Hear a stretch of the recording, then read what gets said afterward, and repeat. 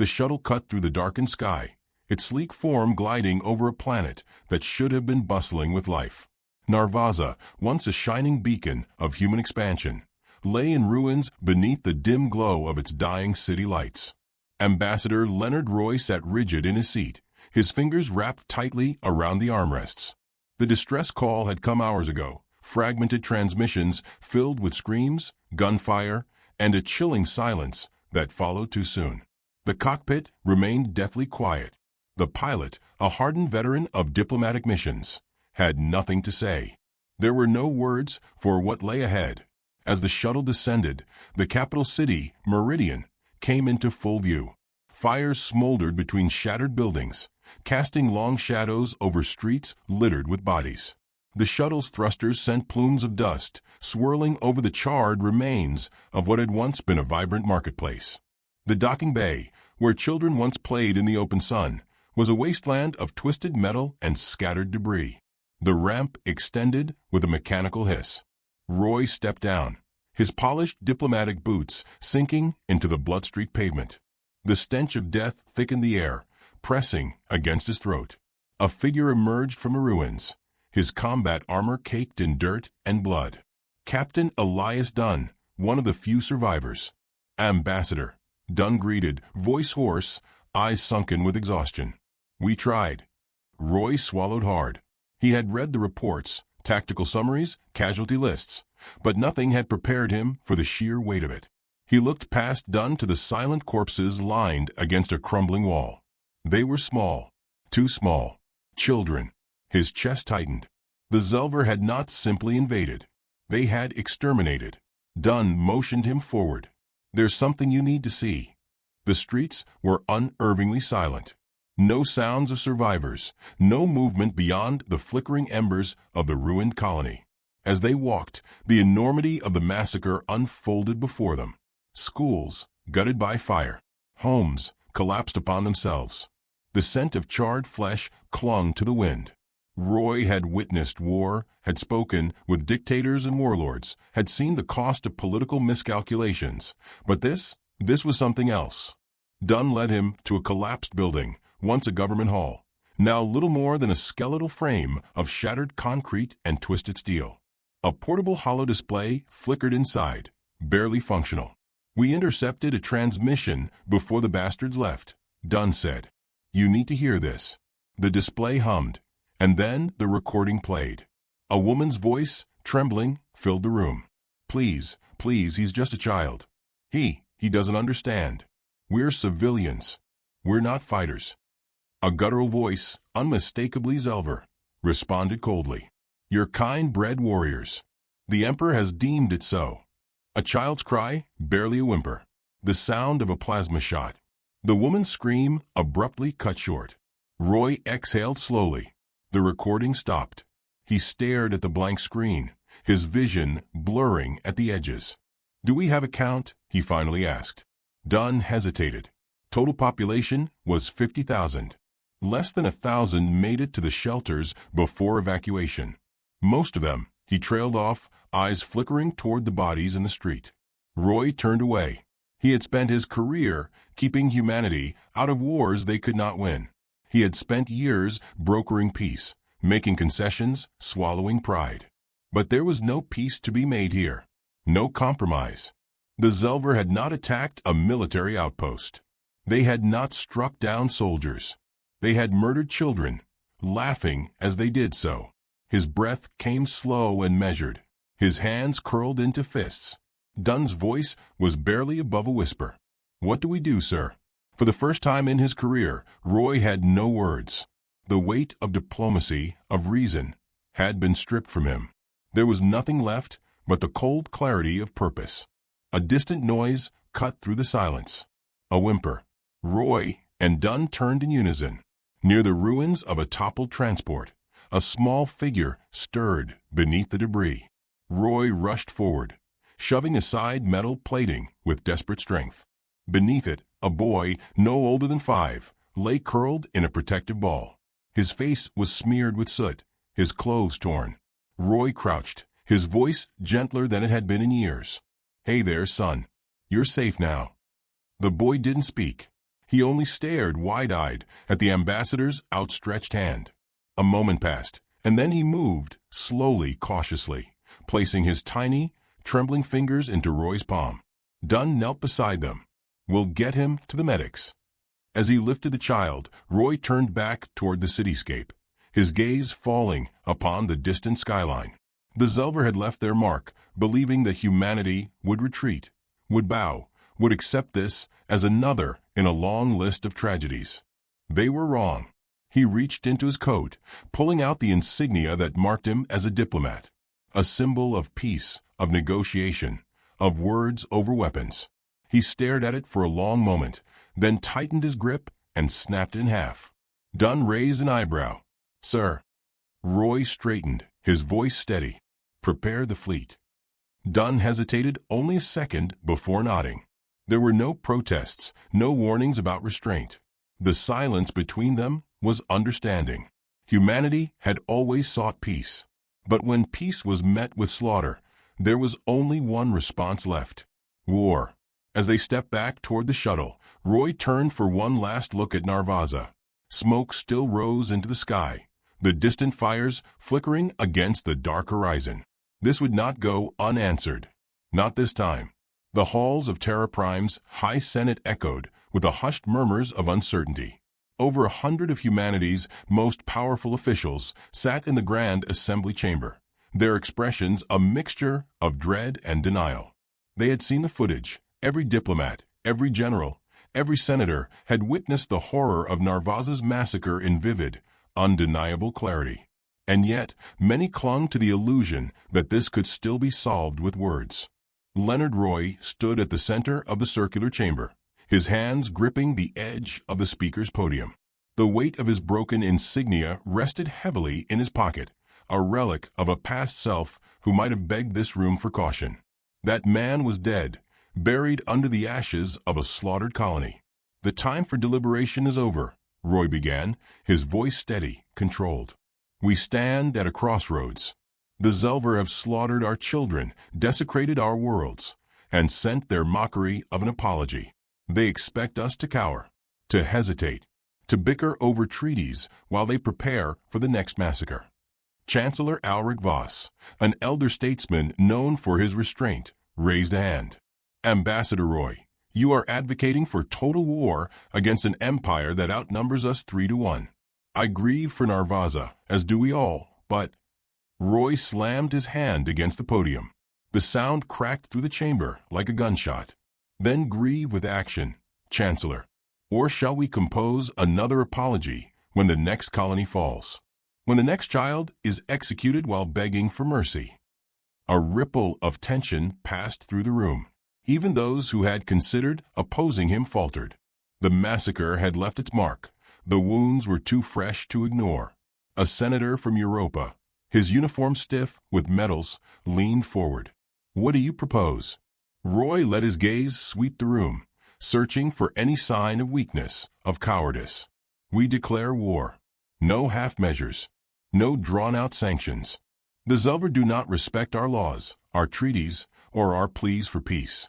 They only understand force, and force is what we will give them." Murmurs swelled once more, but now they carried a different tone. Hesitation laced with the undercurrent of something else. Anger.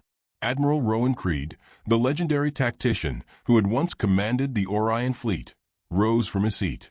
His silver hair caught the overhead lights as he studied Roy with an unreadable expression. "Humanity has fought wars before," Creed said, his voice measured, deliberate. "Some just, some foolish. This would be neither." Roy met his gaze, unflinching. "And what would you call it?" Creed's lips curled slightly, though there was no humor in it. "Retribution." Silence fell. The chamber had heard what it needed to. The weight of Creed's endorsement sealed it. The Chancellor's shoulders sagged. "You realize what this means?" His voice had lost its resistance, now laced with resignation. Roy stepped forward. "It means we stop pretending we are weak." The war room beneath the Senate chambers had not been used in decades. Dust had settled into the deep recesses of the great holodeble that dominated its center, though it had been quickly wiped clean when word spread of what was coming. Officers, strategists, and soldiers gathered in the dim lighting, their faces a blend of grim determination and cold fury. Roy stood at the table's edge as Admiral Creed and Captain Elias Dunn worked through the logistics of the first offensive strikes. The projected hologram of the Zelver Empire flickered in blue light, vast and stretching across multiple sectors.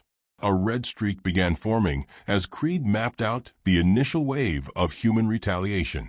Their military doctrine relies on overwhelming force and intimidation, Creed explained, eyes narrowing. They don't believe in defensive war. They've never needed to. Dunn exhaled sharply. Then we make them need to. Roy nodded, his mind already calculating the necessary alliances. Humanity's fleet was formidable, but against the Zelver war machine, it was still outmatched. They needed something more. We need Mars, Roy said. The room fell silent. Even Creed hesitated before responding. The Martian warlords have been independent for 2 decades. They don't take orders from Terra. They will now, Roy replied. Because I'm not asking. The journey to Mars was swift, but the negotiations would be anything but. The red planet's surface was a rugged expanse of iron and dust, broken only by the towering fortress of the warlords. They had long since abandoned the sleek, polished aesthetics of Terra in favor of raw, functional brutality. The gates of the war citadel stood tall, marked with the scars of past conquests. Inside, the grand arena served as their council chamber. The warlords did not govern through politics. They governed through dominance. At the center of the chamber, 2 massive warriors clashed in a test of strength, their bodies glistening with sweat and blood under the harsh artificial lights. Roy walked past them without flinching. He had faced creatures far worse than men fighting for sport. At the head of the chamber, Warlord Anton Drago sat upon his throne of polished obsidian, his armor gleaming under the dull glow of flickering torches. His dark eyes studied Roy with amusement. Terra sends a diplomat to a world that speaks only in war. Bold. I didn't come as a diplomat, Roy said, his tone sharp. I came to offer you blood. Drago leaned forward. Go on. The Zelver have slaughtered our people, Roy continued, his voice steady. And now we march for vengeance. But war demands warriors, and no warriors are greater than those of Mars. Drago chuckled.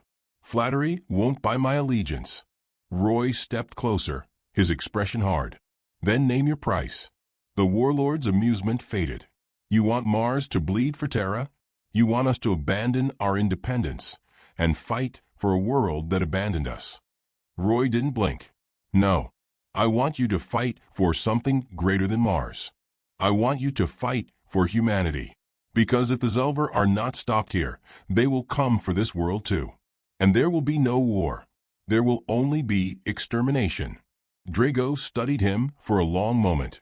Then, with a slow, deliberate motion, he stood. Then we march. The forces of Mars were only the beginning. Roy traveled to the outer colonies, to the secretive lunar blackguard, to the exiled war veterans of the Eridani rebellion. One by one they listened. One by one they answered the call. By the time he returned to Terra, a force unlike anything humanity had ever assembled stood ready.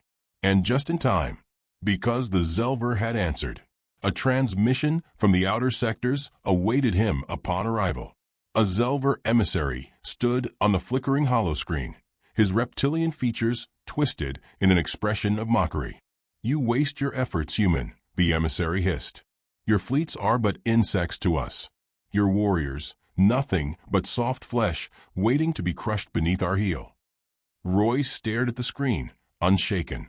You should have killed me on Narvaza. The emissary laughed, a guttural, rasping sound. We do not fear your vengeance. We will cleanse the stars of your kind. Roy leaned in, his voice barely above a whisper. Then you should have buried us deeper. He severed the transmission. Dunn stepped forward. What now? Roy turned toward the gathered fleet commanders, the warlords, the soldiers who had come together under a single purpose. Now, he said, we remind them why humanity endures. The war had begun. The stars above Outpost Sigma 9 shimmered in eerie stillness, a vast ocean of light swallowing the void. Below, the Zelver garrison remained oblivious to the darkness creeping toward them. For decades, their empire had ruled these outer territories unchallenged. They had grown complacent, arrogant, certain that humanity would remain as they always had, fractured, weak, too restrained by their morality to strike first. Tonight, that illusion shattered. From the abyss of space, the human fleet emerged. Silent shadows against the cosmic backdrop, their warships cutting through the void with ruthless precision. Admiral Rowan Creed stood on the bridge of the HSS Revenant, his steely gaze locked onto the enemy station through the viewport. The Zelver forces were barely mobilizing, their fleet anchored in low orbit, unaware that death had already arrived. "Their shields are down," a lieutenant reported, voice taut with anticipation. Creed's lips pressed into a thin line. "Open fire." Lances of energy surged from the human warships, slicing through the void like divine retribution. The first Zelver cruiser exploded before it could raise its defenses, a brilliant bloom of fire swallowing the black. Another took a direct hit to its engines, spiraling into the atmosphere below, flames licking at its hull as it plummeted toward the surface. On the ground, Captain Elias Dunn led the first wave of the assault. His boots hit the ground running, his rifle raised as he charged forward with his squad, Martian warlords beside him. The Zelver outpost erupted into chaos, their sentries scrambling to respond. Too late. Humanity had learned from every war they had ever fought, from every empire that had underestimated them. Dunn's weapon barked fire as he cut down an enemy officer, his squad sweeping through the base with relentless efficiency. The Martians fought like demons, their bodies augmented for war, their blades carving through Zelver flesh with merciless precision. The enemy, so used to striking first, now found themselves on the receiving end of unrestrained fury. A Zelver commander, his armor glistening in the flickering light of battle, snarled as he raised his plasma weapon. Dunn didn't hesitate. A single shot pierced through the alien skull, the body collapsing in a heap. The ground campaign lasted only an hour. The Zelver, outnumbered and unprepared, fell in droves.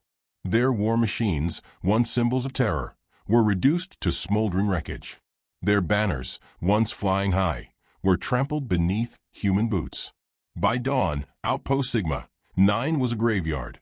Dunn stood amidst the ruins, his rifle still warm in his hands. Roy's voice crackled through his earpiece. "Status." Dunn exhaled slowly, scanning the bodies strewn across the compound. "It's done." Silence stretched between them. Then Roy spoke again, his voice quieter, more deliberate. "Burn it." Dunn hesitated only a moment before giving the order. Fire consumed the remains of the outpost, the flames reflecting the fury of a species that had been pushed too far. This was no longer about strategic victories. This was about sending a message. The war spread like wildfire. Humanity struck at the Zelver with surgical precision, hitting supply lines, shipyards, military installations. Every battle fed the growing legend of the butcher Diplomat, the man who had abandoned words in favor of annihilation. But the Zelver were not without their own cruelty. On the planet of Tarvos 3, they retaliated in kind. Civilian colonies were glassed from orbit. Their cities turned to nothing but ash and cinders. The screams of the dying echoed across intercepted transmissions, a grim reminder that this war had no victors, only survivors. Roy received the news with an expression of stone. He listened to the reports, absorbed every detail, then simply ordered the next strike. There was no time for grief, no time for hesitation. The only way forward was through blood. Mars answered the call with unyielding brutality. The warlords took entire Zelver settlements as trophies, their warriors carving their names into the ruins of conquered cities. The Lunar Blackguard, ghosts in the night, infiltrated Zelver high command and left only corpses in their wake. For the first time in history, the Zelver began to fear. But fear breeds desperation. The enemy, realizing their empire was no longer untouchable, set a trap. Humanity's largest fleet, led by Admiral Creed, received falsified intelligence of a vulnerable Zelver stronghold deep within their territory. It was a lure, a calculated deception designed to bait them into the jaws of death. By the time Creed realized the ruse, it was too late. The Zelver fleet emerged from the darkness, their numbers overwhelming. Human warships fought valiantly, but they were outgunned, outmaneuvered. One by one, vessels exploded into the void, consumed by enemy fire. Creed, ever the strategist, refused to go quietly. Even as his ship suffered critical damage, he transmitted battle data back to Terra, ensuring that humanity would learn from his mistakes. His final words, spoken calmly before the bridge was consumed in fire, were simple. Make it count. Roy received the transmission in the war room of Terra Prime. The loss was devastating, but his resolve did not waver. If anything, it hardened into something unbreakable. There could be no peace, no armistice, no negotiations. The Zelver would not stop until humanity was dust. So humanity would ensure the Zelver never had the chance. Captain Dunn stood beside him, his jaw tight, his fists clenched. What's the next move? Roy turned to face him, his expression unreadable. He did not speak immediately, letting the weight of what must come settle over them both. Then, finally, he answered, "We take their homeworld." Dunn blinked, his breath hitching. "You're serious." "Deadly." Dunn exhaled, rubbing a hand over his face. "You know what that means." Roy nodded. "It means we end this war." For a long moment, neither man spoke. The distant echoes of alarms, of orders being relayed, of soldiers preparing for the greatest battle of their lives, filled the silence. Then, without another word, Dunn turned and left to prepare the fleet. Roy remained, staring at the war map before him. His reflections stared back, hollow-eyed and unrelenting. This war had already cost him everything. He would make sure it cost the Zelver even more. Humanity was done surviving. Now, they would conquer. The human fleet emerged from slip space in perfect formation, a wall of steel and fire against the void. Hundreds of warships, from sleek destroyers to towering dreadnoughts, aligned themselves in a silent declaration of vengeance. The Zelver homeworld, Zelkora, loomed ahead, its sprawling metropolises shimmering beneath a twin-star system. A planet that had never known war. Until now. On the bridge of the HSS Revenant, Captain Elias Dunn adjusted the targeting array, his fingers steady despite the storm inside him. His eyes locked onto the colossal space stations orbiting the planet, each one bristling with defenses. They would not fall easily. Across the command deck, Leonard Roy stood motionless, watching the enemy's response. The Zelver fleet had been waiting for them. Hundreds of warships surged from the planet's defense perimeter, sleek black hulls gleaming under the distant stars. Their formation was rigid, disciplined, a force accustomed to crushing opposition, not defending itself. A tense silence filled the bridge. Then Roy spoke, his voice calm. "Commence the assault." The first volley came in a blinding surge of energy.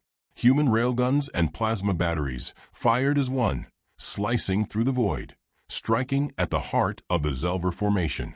Explosions rippled through the enemy lines as their shields flared, unable to hold against the sheer ferocity of the attack. But the Zelver were warriors in their own right. Their counterfire was immediate, a barrage of pulsar cannons and torpedo swarms filling the black with streaks of molten death. Human destroyers twisted and dodged, some maneuvering clear, others caught in the firestorm. The HSS Dauntless took a direct hit to its bridge, a ball of fire consuming it before it collapsed into nothingness. Roy watched without flinching. This was the cost of war. Dunn gritted his teeth as the ship rocked from a glancing hit.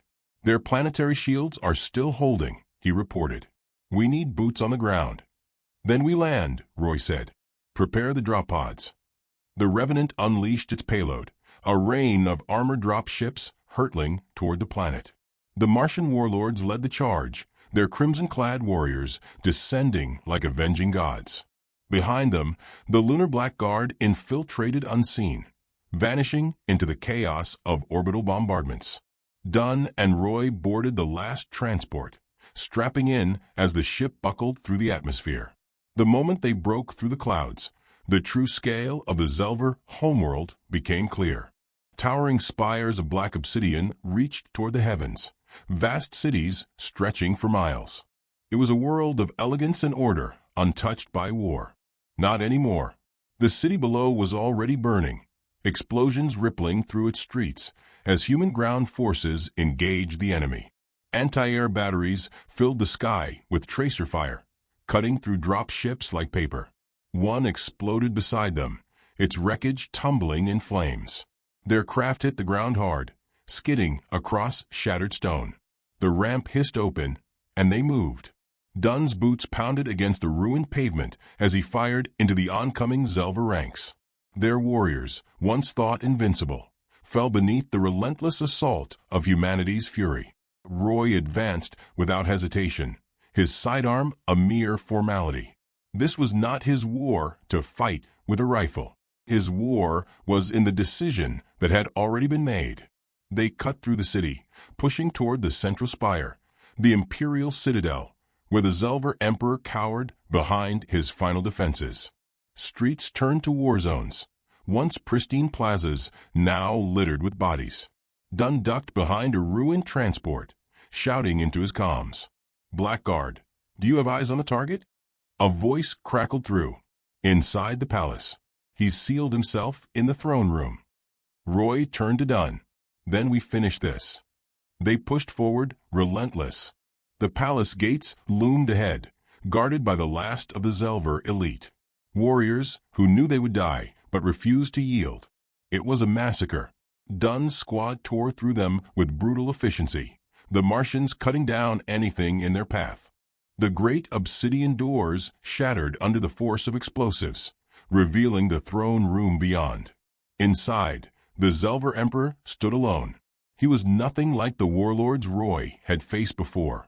He was old, regal, his scaled features marked with deep wisdom. He did not raise a weapon. He did not beg. He simply stared. "You have come to end an empire," the emperor said, his voice smooth, measured. Roy stepped forward. "Your empire ended the moment you massacred our children." The emperor exhaled. "And yet you stand where we once stood. Do you not see? You have become what you despised." Dunn raised his rifle. "Save your breath." Roy held up a hand, stopping him. He looked into the alien's eyes and saw something unexpected. Understanding. The Zelver had never feared death. But now, at the end of it all, they feared something greater. Extinction. Roy took another step forward, his voice barely above a whisper. "You chose war. We chose vengeance." The emperor closed his eyes. "Then finish it." Roy did not hesitate. The shot rang out, the emperor slumping onto his throne, his lifeless gaze staring into nothing. Dunn exhaled. "It's done." But it wasn't. An alarm blared through the palace, a low, droning sound that sent a chill through the air. Dunn's comms flared to life. "Captain, the Zelver activated their planetary failsafe. They're going to burn the entire world rather than surrender." Roy turned sharply. "How much time?" 10 minutes, maybe less." Dunn cursed. "We have to move, now." They sprinted through the corridors as the palace trembled around them. Explosions ripped through the city, fire blooming across the skyline. Zelver citizens, warriors, officials, all running, all screaming. There would be no victory here. Only fire. The extraction zone was in sight, dropships hovering just above the ruins. Soldiers scrambled aboard, some wounded, some barely making it. Roy and Dunn reached the landing pad, their boots kicking up dust as they boarded the last ship. As the dropship lifted off, Roy looked down. The Zelver capital was collapsing, entire districts imploding under the weight of their own destruction. The empire that had ruled for centuries had chosen death over defeat. The sky turned to fire. Roy closed his eyes. He felt nothing. The fleet regrouped in high orbit, watching as the planet below burned. The Zelver homeworld, the beating heart of their empire, was gone. A funeral pyre for an entire species. The war was over. Dunn stood beside Roy on the bridge, his expression unreadable. "We did it." Roy nodded. We did. Silence stretched between them, the weight of it all settling in. What now? Dunn asked. Roy looked at him, his eyes darker than before. Now we wait. Dunn frowned. For what? Roy exhaled, glancing at the burning world below. For the next empire to rise. Because war was never truly over, and vengeance never truly ended.